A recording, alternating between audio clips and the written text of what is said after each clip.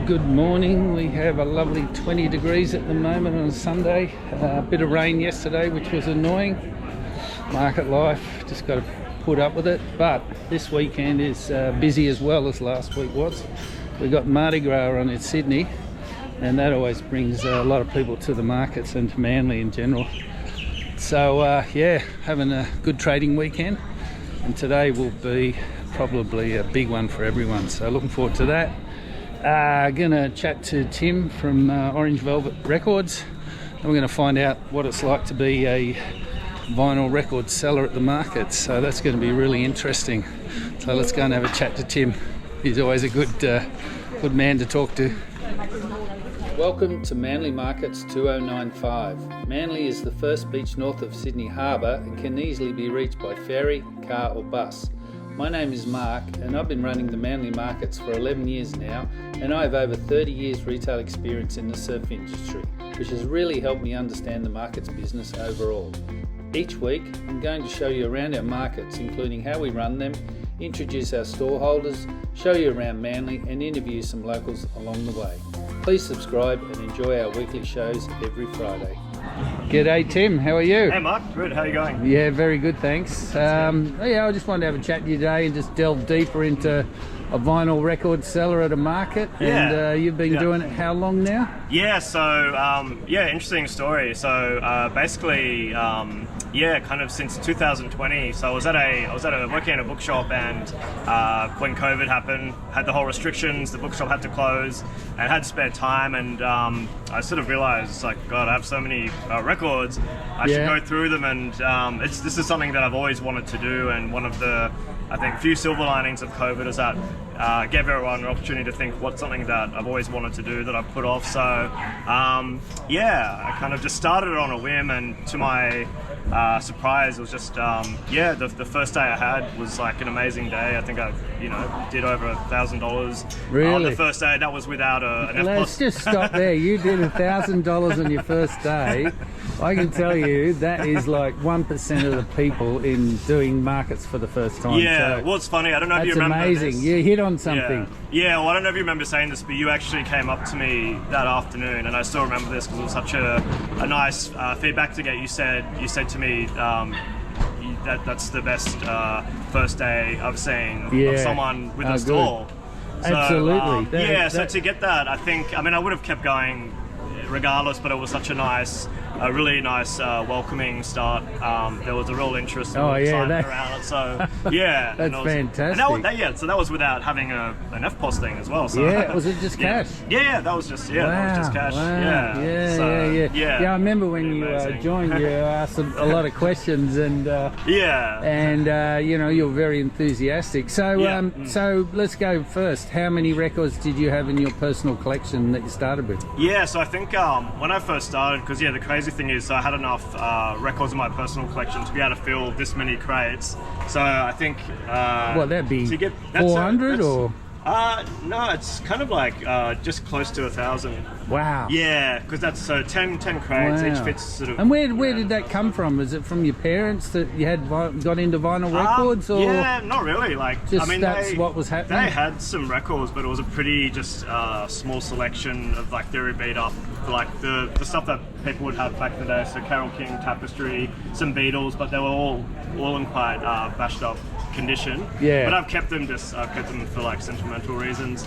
But it actually, it came from I was working at a charity op shop, and one day this amazing 1970s HMV radiogram came in. Yep. And prior to that, I'd held off on getting to records because I knew that once I started, it'd probably become a bit of a fixation obsession. And I was 100% right. It's just, I don't regret it at all, but so I went a bit crazy, and it worked out for the best because I had the seeds of what would become this business in my collection. And where did you build up your personal collection from? Where were you buying the records from?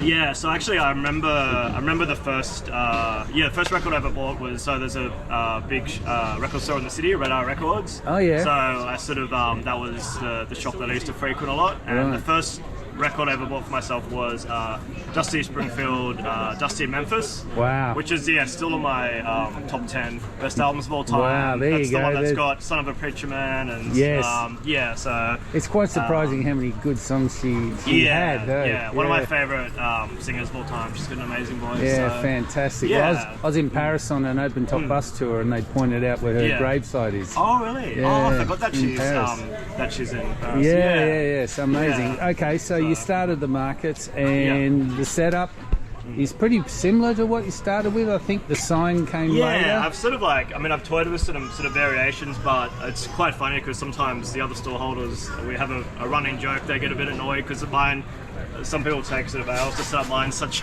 an easy setup. It's pretty much just putting. It's I've got great, the, isn't it? I've got the purple cloth runner, and then I put the crates on. So yeah, it's a very, very, very simple setup, which is nice. Yeah. But yeah, and then actually before I had the sign, it was just way too blank. So I was really happy with. I designed that myself, and quite happy with how that came out. Yep. And just fitting with the aesthetic. So as you've noticed, there's a lot of orange, as the business name would suggest. I've always been drawn to that color. It's very 70s. Yeah, and I think that's why I've always been drawn to it. I'm a huge fan of 60s and 70s, are my favorite decades of music, and I think that sort of ties in with the color scheme and the aesthetics It does. and stuff. So, no, it presents well. So let's get into the stock. Where do you get your stock from now? What's, yeah, sure. So how does that work? Yeah, so I was really fortunate. So once I'd established it, originally all of it was from my personal collection. And then since I've been down here, very lucky because I'm in such a visible spot. I get probably on average every time I'm here, I get maybe 4 to 5 people come up and approach me, and they're usually quite often locals, and they've got collections, and they might be moving or downsizing, and so they like the idea of them going to another home and not just sitting in a garage or somewhere. You're talking about me, because I carted my records around for 40 years, I think. And then I went, you know what? I'm not playing them. Bring them down, and it was so nice to. You bought them. That was a lot of fun going through you had some really great stuff, so that was really good actually. But I'm very lucky in that way. I've never had to. You're never dry for stock, or you're never. I mean, sometimes I go through stages where it's a bit sort of quieter, where people may not be as many people. Or people take a while to get in touch, but it's usually I'm quite lucky. Usually. It gets to the point where I'm like, where I need records, and someone will sort of come in. But the other good thing is with my current personal collection is about 2,000 records or so. Wow. So if I'm feeling I need some more stock, I'll go through my collection. If I think I can let go of something, I'll bring that in. And originally that was quite hard. If you ask a lot of record collectors to part with their own records, it's really difficult. Yeah, right. Once I got used to it, it's not.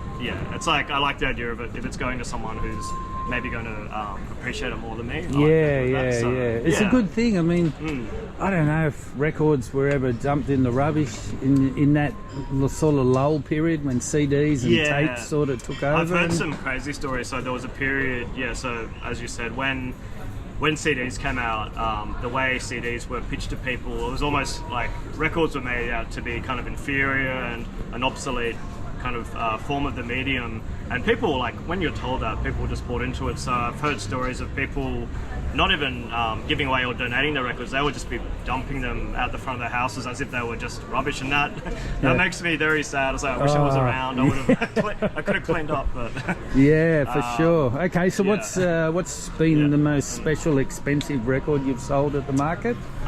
This is a great one. So I don't get AC/DC too often, but when I do, it's always great because as you can imagine, people are asking for a lot. And one time I had an original Australian copy of their album Powerage. Which I don't know if you've seen the cover. It's got I think you showed it's got me. Angus, and it's got the electrical wires coming out of his sort of sleeves. Oh, really? As if he's electric. So it's a really amazing cover, and that was an original Australian pressing. And when I bought it from the the collection, because I have to sort of research everything to work out how much to give people. I was quite shocked. I knew AC/DC could go for a lot, but this particular one, being Australian first pressing, was worth $300. Wow. And that got snapped up pretty quickly, didn't it? Yeah, the funny thing about, I had someone who was looking for a present for their husband, and she said, "Do you have any Australian rock?" So I showed her, like, you know, some Icehouse and you know, a bunch of other Australian bands, and just sort of whim, I thought I'll just, you know, being a bit cheeky. I was like, well, I've also have this AC/DC one for $300, and she looked at it for about a minute, and then she went away for about 5 minutes, and then she came back and was like, "Oh yeah, I'll take the AC/DC," and that was I still remember it because that was such a good start today. That was my first sale of the day. Yeah, so wow. That was really good, yeah. That's amazing, yeah. Yeah, and so, you, what do you got today? Anything really special you want to share? Yeah, so I've got some really interesting stuff at the moment. So I've got Fleetwood Mac is one of the most sort of asked for artists. That's an original Australian copy from this album came out in 1987. Yep. That's an underrated Doobie Brothers one, Living on the Fault Line. This is nice. This is one of my favourite Fleetwood Mac albums, Mirage, and this one's nice. It's on this sort of quite cool, you can see that sort of purple, look at that. purple and black awesome. coloured vinyl, sort of to match the purple there. Yes.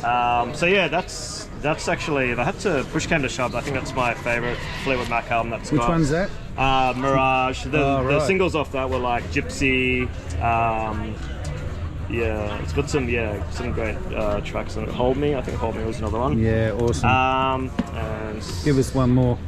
yeah, sure. And this is a nice Elvis one. So a bit of a lesser known album back in Memphis, and this is a brand new seal copy on translucent red coloured vinyl. So he's there's another big shot of him on the back. I know him too, and that is. But people are always asking for Elvis, particularly after the film came out. That became even more frequent. Amazing. And there's also that, I haven't seen it yet, there's another film, Priscilla, which came out recently, so it's generated 30 years ago the movie Priscilla came out.